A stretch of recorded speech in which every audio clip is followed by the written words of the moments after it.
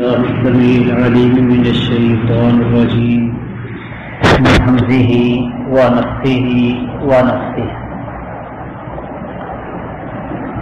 أحل لكم ليلة الصيام الرفث إلى نسائكم هن لباس لكم وأنتم لباس لهن علم الله أنكم كنتم تختانون أنفسكم فتاب عليكم وعفى عنكم فالآن باشروهن وابتغوا ما كتب الله لكم وكلوا واشربوا حتى يتبين لكم الخيط الأبيض من الخيط الأسود من الفجر ثم أتموا الصيام إلى الليل ولا تباشروهن وأنتم عاكفون في المساجد تلك حدود الله فلا تقربوها كذلك يبين الله آياته للناس لعلهم يتقون.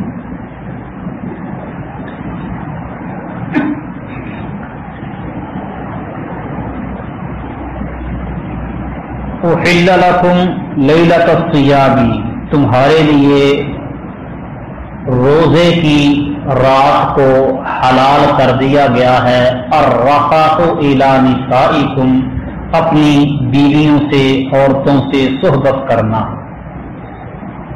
ہن لباس لکم، وہ تمہارے لیے لباس ہیں، وانتم لباس لہن، اور تم ان کے لیے لباس ہو. علم اللہ انکم کنتم تختانون انفسکم، اللہ نے جان لیا کہ یقیناً تم اپنی جانوں کی خیانت کرتے تھے. فتاب علیکم، تو اس نے تم پر مہربانی فرمائی. وعفا عنکم، اور تم کو معاف کر دیا. فالآن، تو اب باشروہن، ان سے مباشرت کرو. وابتغوا ما كتب اللہ لکم، اور جو اللہ نے تمہارے لیے لکھا ہے اسے تلاش کرو. وَكُلُوا وَاشْرَبُوا، اور کھاؤ اور پیو. حتیٰ کہ يَتَبَيَّنَ لَكُمُ الْخَيْطُ الْأَبْيَضُ مِنَ الْخَيْطِ الْأَسْوَدِ مِنَ الْفَجْرِ، حتیٰ کہ تمہارے لیے سیاہ دھاگے سے فجر کا سفید دھاگا خوب ظاہر ہو جائے. ثم، پھر اتموا الصیام الی اللیل، روزہ پورا کرو رات تک. ولا تباشروہن، اور ان سے مباشرت نہ کرو. وانتم عاکفون فی المساجد، جبکہ تم مسجدوں میں اعتکاف کرنے والے ہو. تلک حدود اللہ، یہ اللہ کی حدیں ہیں. فلا تقربوها، سو ان کے قریب نہ جاؤ. کذالک، اسی طرح یبین اللہ آیاتہ للناس، اللہ لوگوں کے لیے اپنی آیات کھول کر بیان فرماتا ہے. لعلہم یتقون، تاکہ وہ بچ جائیں.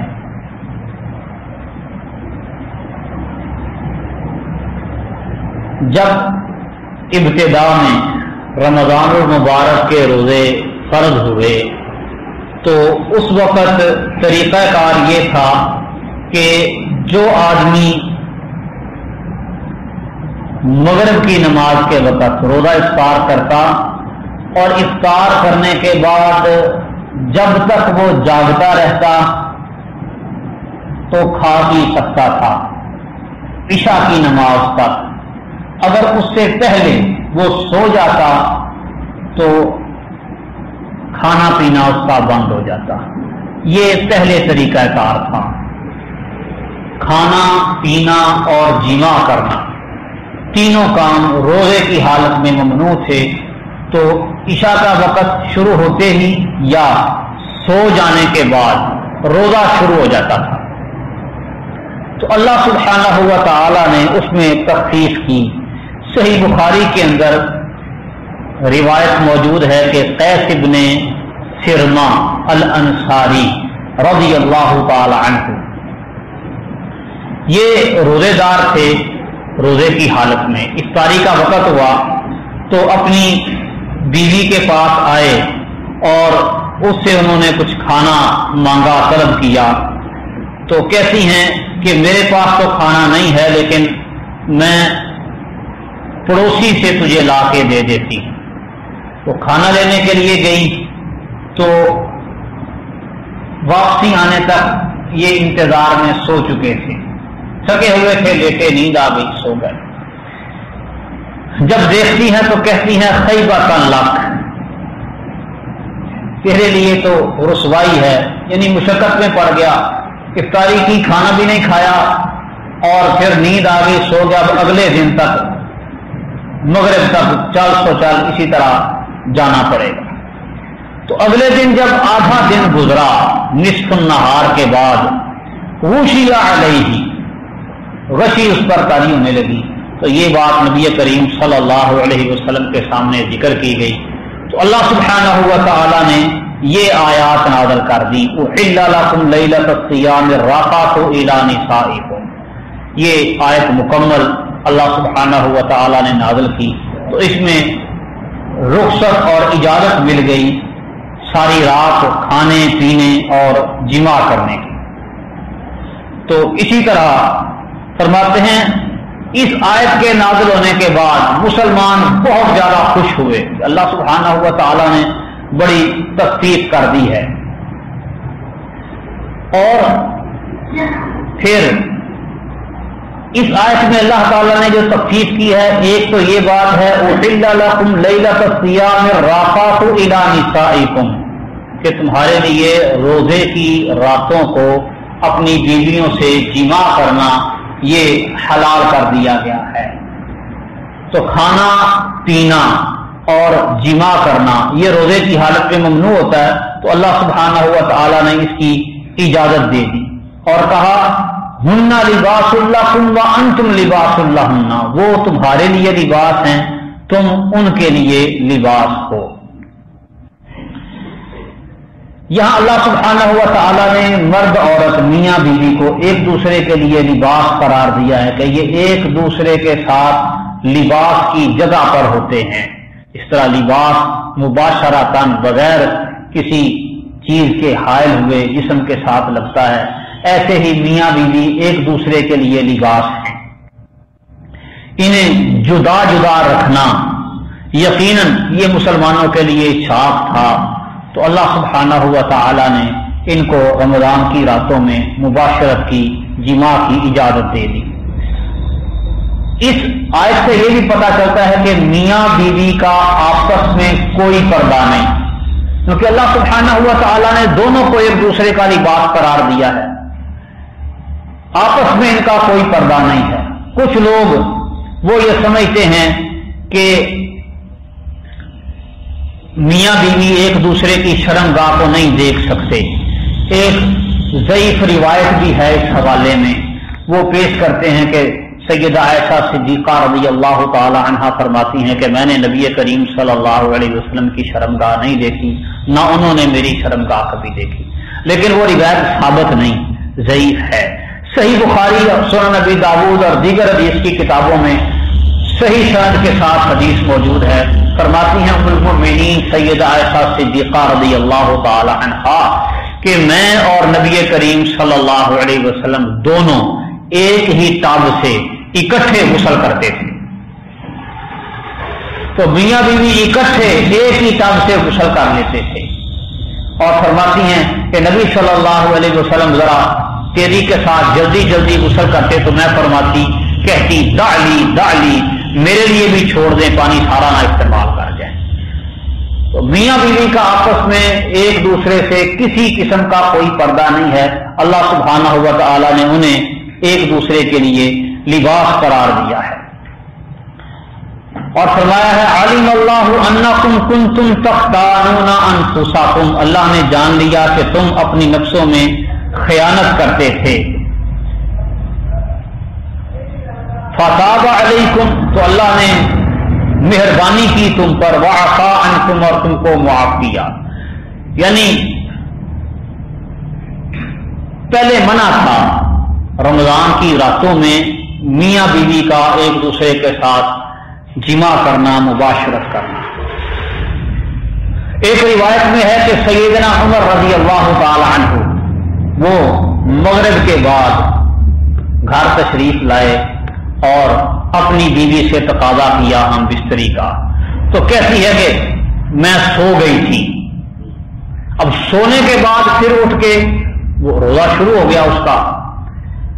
فرماتے ہیں کہ ظنّا انہا تعتل، سیدنا عمر رضی اللہ تعالیٰ نے سمجھا کہ شاید یہ بہانہ بنا رہی ہے تو وہ نہ رکے، تو اللہ سبحانہ و تعالیٰ نے اس کی طرف اشارہ کیا ہے کہ اللہ نے جان لیا انکم کنتم تختانون انفسکم، صبر تم نہیں کر سکتے، اپنی جانوں میں تم خیانت کرتے ہو۔ اللہ تعالیٰ نے چلو معاف کیا، تم پر مہربانی کر دی، اب تمہیں اجازت ہے۔ فالآن باشروہن، سو اب ان سے مباشرت کرو، وابتغوا ما کتب اللہ لکم، اور جو اللہ نے تمہارے لیے لکھ دیا ہے اسے تلاش کرو۔ اس سے صحبت کے ساتھ، لذت کے ساتھ ساتھ اولاد کا حصول ما کتب اللہ لکم میں شامل ہے کہ اللہ سبحانہ و تعالی نے جو اولاد تمہارے لیے لکھ دی ہے۔ اسی طرح پاک دامنی کا حصول کہ مرد اپنی بیوی سے مباشرت اور جماع کرے اور پاک دامن ہو جائے، اس کی منی کا جو شر ہے وہ ختم ہو جائے۔ وابتغوا ما کتب اللہ لکم، اور اللہ نے جو تمہارے لیے لکھ دیا ہے اس کو تلاش کرو۔ وکلوا واشربوا، اور کھاؤ پیو، حتی یتبین لکم الخیط الابیض من الخیط الاسود من الفجر، حتیٰ کہ سفید دھاگا فجر کا وہ رات کے سیاہ دھاگے سے تمہارے لیے واضح ہو جائے۔ ایک صحابی نے اس آیت کے نازل ہونے کے بعد 2 دھاگے لیے اور اپنے تکیے کے نیچے رکھ لیے، اور ان کو دیکھتے کہ جب تک واضح نظر آنا شروع نہیں ہوتا، کالا دھاگا اور سفید دھاگے میں فرق محسوس ہونا شروع نہیں ہوتا، اس وقت تک وہ کھاتے پیتے رہے۔ نبی کریم صلی اللہ علیہ وسلم کو پتا چلا، آپ کے سامنے اس بات کا ذکر کیا گیا، آپ نے فرمایا اذن لا وسادۃ ان وسادۃ کا لعریض، پھر تو تیرا تکیہ بڑا لمبا چوڑا ہے۔ انما ہی سواد اللیل و بیاض النہار، یہ سفید اور سیاہ دھاگے سے مراد رات کی سیاہی اور سپیدہ صبح کی روشنی ہے، دھاگے سے مراد دھاگا نہیں۔ اللہ تعالیٰ نے فرمایا ہے یتبین لکم الخیط الابیض من الخیط الاسود من الفجر، اس نے لفظ من الفجر پہ غور نہیں کیا، وہ خیط پر ہی غور کرتا رہا تو غلطی لگ گئی۔ تو نبی کریم صلی اللہ علیہ وسلم نے اس کی اصلاح کی اور اس کو بتایا کہ یہ رات کی تاریکی اور دن کا اجالا مراد ہے، اس سے دھاگا مراد نہیں۔ اس سے معلوم ہوا کہ صحابی کی فہم، صحابی کی سمجھ وہ بھی غلط ہو سکتی ہے۔ جب صحابی کی فہم، صحابی کی سمجھ، صحابی کا فتویٰ، صحابی کا قول، صحابی کا عمل موجود ہو اور اس کے مقابلے میں اللہ سبحانہ و تعالی کا فرمان قرآن مجید فرقان حمید کی صورت میں نبی کریم صلی اللہ علیہ وسلم کا قول موجود ہو تو صحابی کے قول کی کوئی حیثیت نہیں رہتی، عمل کیا جائے گا اللہ تعالیٰ کی نازل کردہ وحی پر جو صرف اور صرف کتاب اللہ اور سنت رسول اللہ صلی اللہ علیہ وسلم ہے۔ صحابی کا قول، عمل، صحابی کا فتویٰ، صحابی کی فہم وہ وحی الہی نہیں، وحی الہی صرف کتاب و سنت ہے۔ کتاب و سنت کے مقابلے میں کسی کی بات کی کوئی وقت اور حیثیت نہیں، چاہے صحابہ کرام ہی کیوں نہ ہو۔ ہاں، صحابہ کرام کا وہ فتویٰ، وہ قول جو اللہ تعالیٰ کی وحی کے مطابق ہو، کتاب و سنت کے موافق ہو، وہ پیروی کے حقدار ہے۔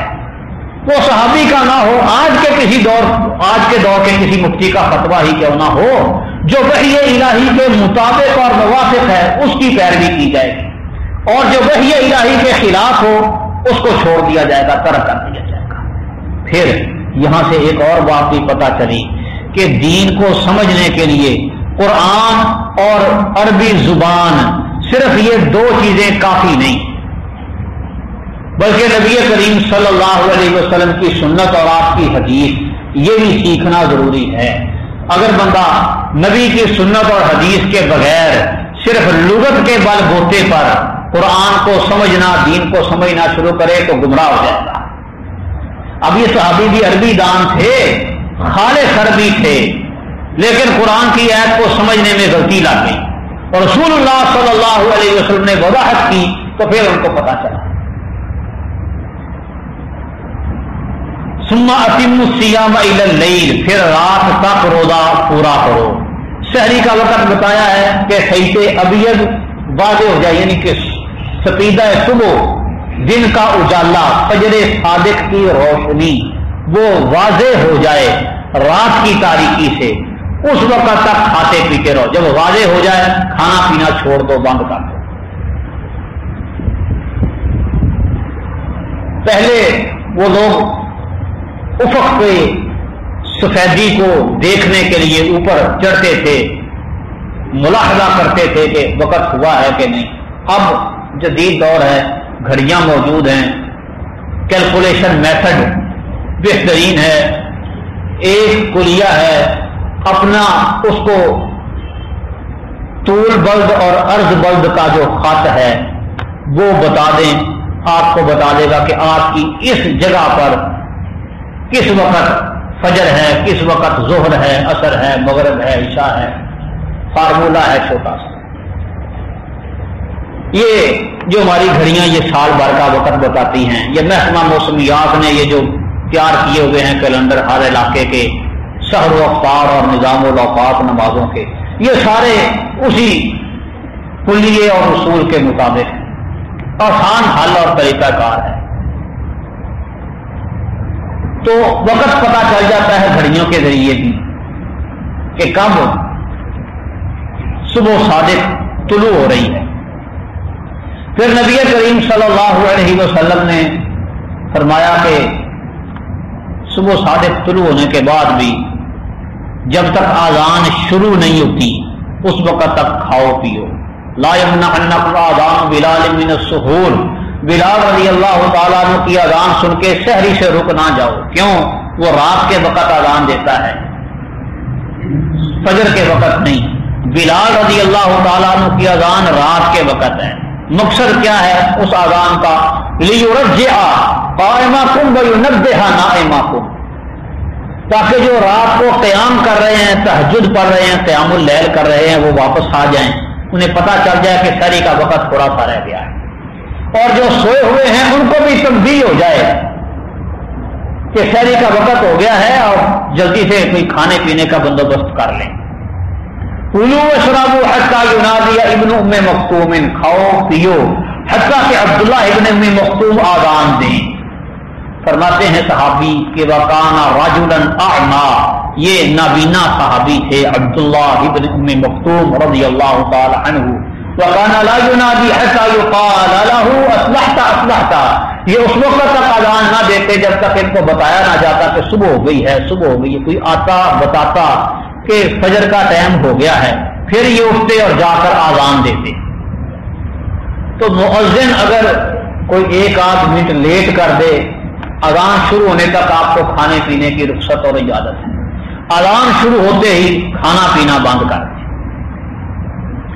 تو اس سے یہ بھی پتا چلا کہ سحری کے لیے بیدار کرنے، اٹھانے، خبردار کرنے کا طریقہ اذان دینا ہے۔ یہ لوگوں نے طریقہ بنایا ہوا ہے اسپیکروں میں اعلان کرنے کا، روزے دارو، اللہ نبی کے پیارو، جنت کے حقدارو۔ یہ نبی کریم صلی اللہ علیہ وسلم کا طریقہ نہیں، بدعت ہے۔ سحری کے لیے جگانا ہے اذان، سحری کا وقت ختم ہو گیا یہ بتانا ہے اذان۔ شریعت نے اذان مقرر کیا، نہ ہوٹر، نہ سائرن، نہ کھگو، اور نہ روزے دارو، اللہ نبی کے پیارو، کچھ بھی نہیں۔ اذان سحری کا وقت شروع ہو گیا، اذان سحری کا وقت ختم ہو گیا۔ پھر رسول اللہ صلی اللہ علیہ وسلم فرماتے ہیں کہ جب تم میں سے کوئی آدمی اذان سنے اور برتن اس کے ہاتھ میں ہے، کھانے پینے والا کھا پی رہا ہے، برتن ہاتھ میں ہے اور اذان شروع ہو گئی، تو وہ جو ہاتھ میں اس نے پکڑا ہوا برتن ہے اس کو نہ رکھے۔ قانون کیا ہے کہ اذان شروع ہوتے ہی کھانا پینا بند، لیکن جو چیز اس کے ہاتھ میں ہے، ہاتھ والی چیز کھانے پینے کی شریعت نے اجازت دی ہے کہ وہ کھا پی لے، اسے اپنی حاجت اور ضرورت پوری کر لے،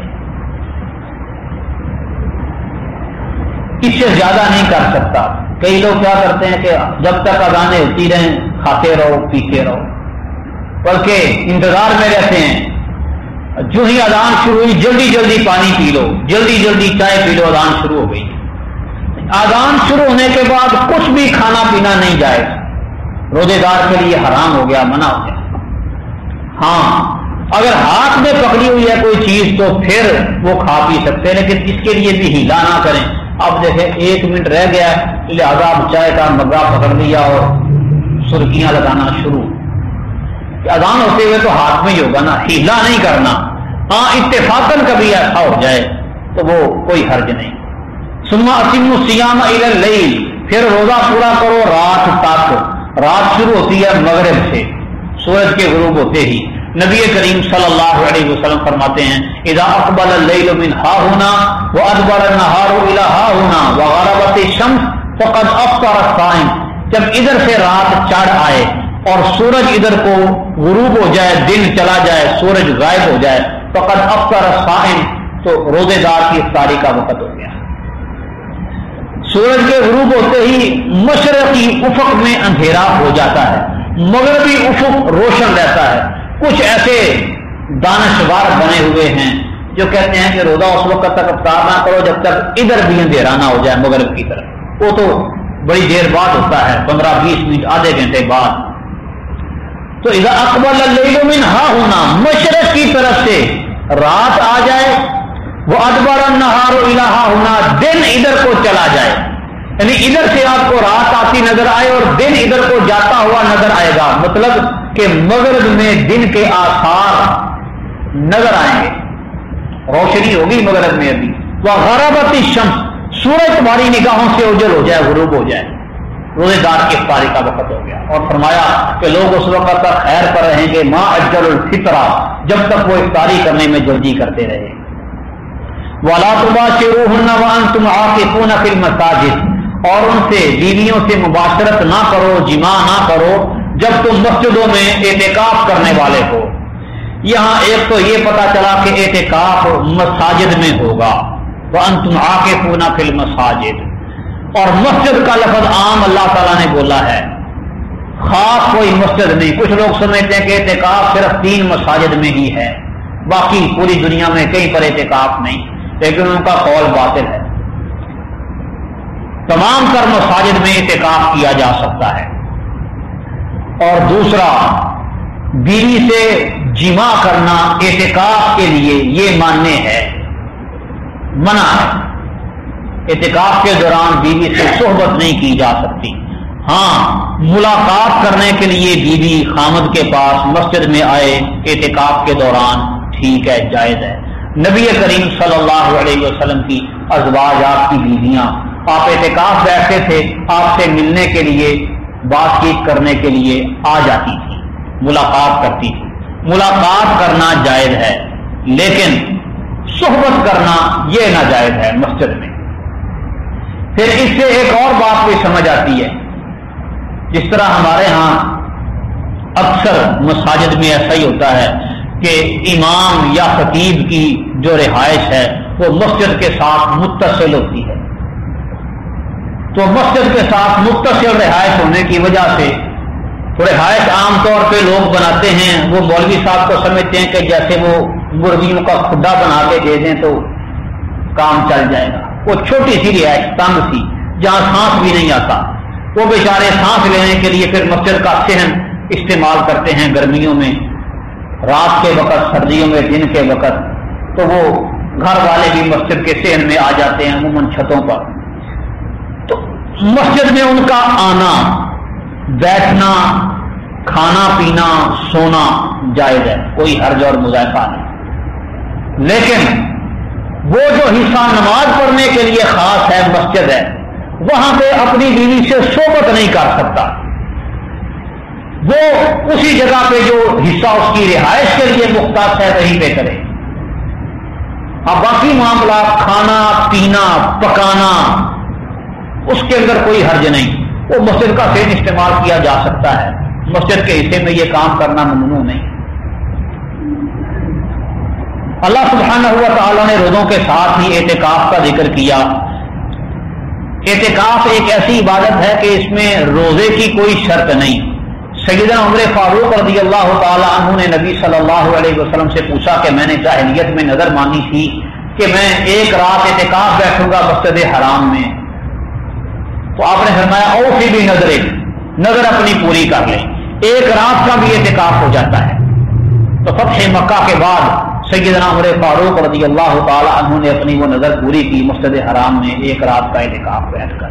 اس کے لیے ضروری نہیں ہے روزہ رکھنا اعتکاف کے لیے، لیکن اعتکاف جب رمضان میں ہوگا تو رمضان کے تو روزے فرض ہی ہیں، اس کے بغیر پھر اعتکاف کیسے ممکن ہوگا کہ بندہ اعتکاف بیٹھے اور روزے نہ رکھے. ہاں کوئی آدمی معذور ہے، بیمار ہے، روزہ نہیں رکھ سکتا لیکن اعتکاف کی اس کی خواہش ہے تو رمضان کے مہینے میں وہ روزہ بے شک نہ رکھے، اعتکاف بیٹھنا چاہے اعتکاف کر سکتا ہے. روزے کی اللہ نے اس کو رخصت دی ہے، اور اعتکاف کے لیے روزہ یہ لازم اور ضروری نہیں. اعتکاف کا مقصد ہوتا ہے کہ بندہ اپنے آپ کو مسجد کے اندر روکے رکھے، اللہ تعالیٰ کی عبادت کرے، لوگوں سے جدا الگ تھلگ ہو کے رہے، خلوت میں کچھ دن گزارے.